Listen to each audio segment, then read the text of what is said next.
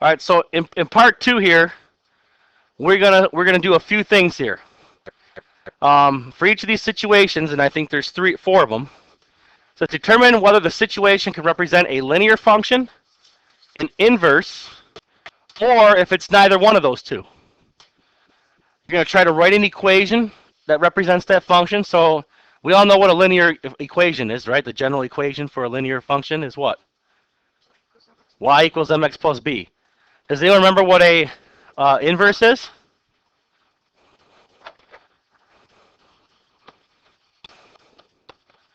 Right? That's the linear. Remember, there was 3 ways we could write an inverse, right? Anyone know? Anyone remember one of them? I'll give you one. Anyone give me the other 2?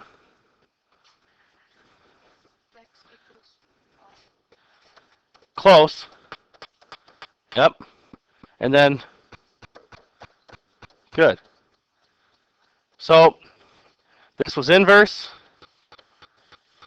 and this was linear. Okay? So you're going to write those equations. And then without graphing, describe the shapes of the graph in the question. So give as much detail as possible, patterns of change, intercepts, so on. So again, we kind of did that yesterday, right? With number, where'd you have to describe the graph? That might have been in 4.1. Remember we talked about the shape of the graph? All right, so I want to turn you guys loose for about 10 minutes. And with your teammates, you got 4 scenarios here. All right, a rectangle has an area of 24 square inches. Consider the relationship between the width and the length of the rectangle. Okay, come up with what kind of model is that. Number 2, 3, and 4. All right, so whether you guys want to kind of divide and conquer, go over each one as a group. But you're going to go ahead and work on 1 through 4 right now as a team or individuals or in pairs. And we'll come together in about 10 minutes or so and see how you did. All right, any questions on what you're going to do? And I'll leave the equation part up here for you guys. Okay? But make sure those 3 bullet points you guys have in your each answer for 1, 2, 3, and 4. All right? We're going to pause the video. Go. All right, so let's look at number 1. All right? Give you guys a little bit of a... So it says a rectangle has an area of 24 square inches. Turn off your conversations. Consider the relationship between width and the length of a rectangle. What scenario do you think this is? Linear, inverse, or none?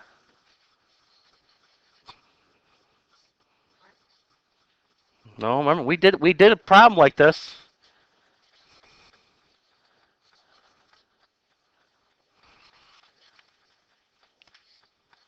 Think about this. If I give you 24 square inches, right? We could have the length and the width. It could be, if this is length and this is width, we could have a 1 by 24, right? A 2 by 12, a 3 by 8, a 4 by 6, right? And look what happens. As length increases, what happens to the width?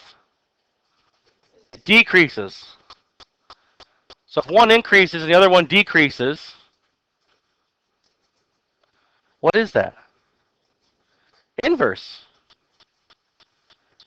When we did inverse variation in that first book, all the problems we did were from the rectangles. Remember the activity we did with all the rectangles? So 24 then is what? In terms of an inverse, 24 is what part of the inverse equation? The what? The constant, right? So you could have it as x times y equals 24, or x equals 24 over y. It could be any one of these 3 equations. They're all the same. And that constant is the k, right? So how would you describe the graph?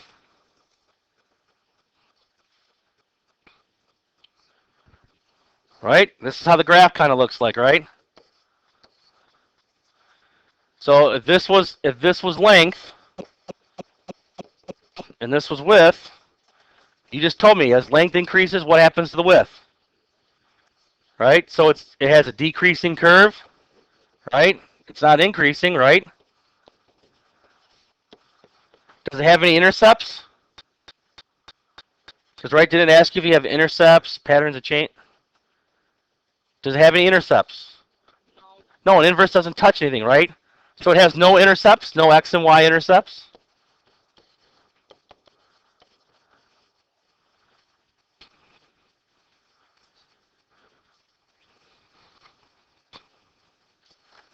So if you're looking for a number, no matter what happens, like here, length and width always change, but this always stay the same. That's inverse. If you're looking for something that has a constant rate of change, something that is changing always at the same rate, there's your linear. If it doesn't have any one of the two, there's your none. All right? So we'll give you guys a few more minutes now, and you can work on, try to see if you can use this example to kind of help you with 2, 3, and 4. All right? We're going to pause it again. All right. So number 2, read the situation. Tim sells magazines for a fundraiser. His first customer buys 2 magazines. His second customer, his sales total 4 magazines. His fourth customer, his sales total 8 magazines. With his 8th customer, his sales total 16. What kind of situation is this? Blake, it's linear. How'd you get that?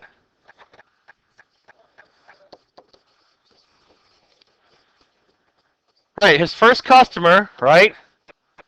So if you had customer sales, bought 2 magazines, right? How they try to throw you off is they skip, don't they? Because his second customer bought 4, his fourth customer bought 8, and his 8th customer bought 16. But if you look, right, this is 1, and this is 2, right? So the change is 2 over 1, which is 2. Well, if you go from here to here, this is 2, and that's 4. Well, isn't 4 over 2 still 2? Right? This is 4, and this is 8. 8 over 4 is still 2. So the constant rate of change is 2. This is a linear model. But by trying to skip customers, that's how they try to deceive you. So if you know the constant rate of change is 2, right? So if he has no customers, how many magazines does he have? Sold. 0. So what's your equation here? Think of y equals mx plus b. Y equals 2x. Right. Your slope is 2, right? You don't have a y-intercept, right? Because if he has no customers, he hasn't sold any magazines, right? So if you were to describe this graph, okay, would this straight line be increasing or decreasing? Okay, so increasing straight line. Why did you say increasing? What was your proof that it's increasing?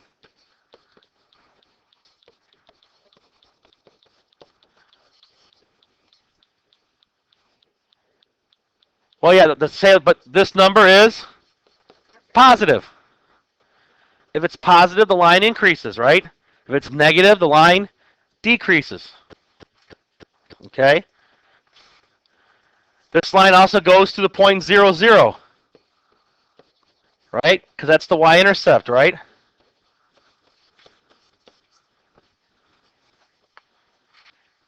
Has a slope of 2. There's a lot of things that we can say about it.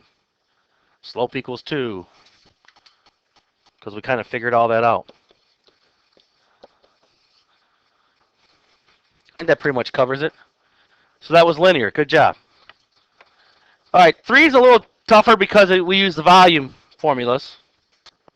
So it says a cylinder has a radius of 4 inches. Who remembers the formula for a cylinder? Volume equals what? Pi r squared times the height. Right? And if the radius is 4, you basically get 16 pi times the height.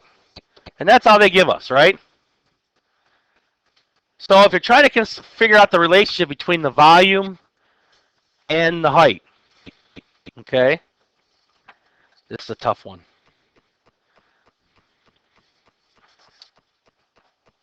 So if the height changes, right, the height's dependent upon what your radius is, right? So this is kind of your, so this is actually a linear model. Anyone get linear?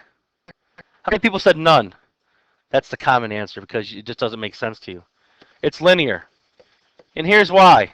Think of this as your x, and this part here is your m, and this part here is your x. So the volume is based on, the radius is already fixed, right? It's at 4. So depending on the height, this is your constant rate of change. So your volume is going to change on the height. So it's a linear model. It's a tough one to get. You're probably not going to see something like that in a quiz or test. But so obviously this is a straight line, right? If it's linear, is it increasing? Is it increasing or decreasing? Increasing because this number is positive, right? 16 is a positive number, right? Yeah. So we'll just say increasing, just to, all right? And if our height was 0, our x, what would our volume be?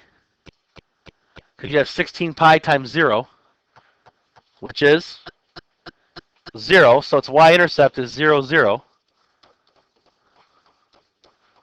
Goes to the 0, 0 point. And its slope is 16 pi. Or if you wanted to figure it out, it's like 50 point something. Not that you don't have to write. That was a tough one.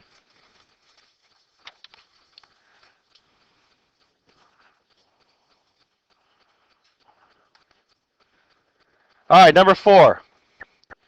A basketball manufacturer needs to know the relationship between the volume of the ball and its radius. All right, so a basketball is what shape? Sphere, right? So we know the volume of a sphere is what? It's 4/3 pi r cubed.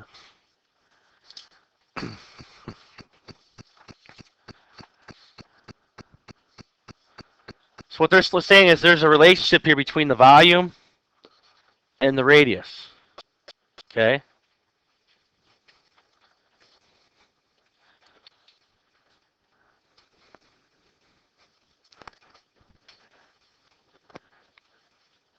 This is a tough one to say without confusing you. The answer to this is none. And here's why. This is not really a linear situation. Because no matter what I plug in for the radius, every time I change that number, the volume is not going to increase at a constant rate. Okay? If that makes sense. Okay? It's not going to increase at a constant rate. So it's not a linear model. It's not a straight line. Okay? Yeah, you got a ball here, and if you increase the radius, the ball gets bigger, right? Okay? But it's not a constant rate of change. It's not an inverse either, because unlike the rectangle problem where you're dealing with 2 separate variables, okay, you're really only dealing with radius here to get volume. You're not dealing with length times width giving you the area like we did up at number 1. So it's not an inverse model. It's kind of an anomaly. It's a none. All right? And 3 and 4 are probably questions you're not going to see on a quiz or a test. You're going to see probably more situations like 1 and 2, or if they throw something out there that's so obscure like number 4, you know, that would obviously be your best guess is 1, or none of them. All right? So let me pause this. That was part 2. Part 2.